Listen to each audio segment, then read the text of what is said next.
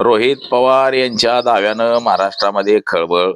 रोहित पवारानं कोणत्या नेत्याकडे अपघाताचा रोग केला? बघा, रोहित पवार यांनी काल पत्रकार परिषद घेऊन असं सांगितलं की अजित पवार हे बाय कार निघणार होते, म्हणजे कारनं ते मुंबईला येणार होते आणि कारनं मुंबईवरून ते पुण्याला येणार होते आणि पुण्यातून ते बारामतीला येणार होते. परंतु कोणत्या तरी एका मोठ्या नेत्याचा फोन आला, ती अशी फाईल पाठवतोय आणि ती फाईल अर्जंट सही करून द्या असं सांगितलं गेलं. त्यामुळं अजित पवार तिथं थांबले आणि त्यांना उशीर झाला.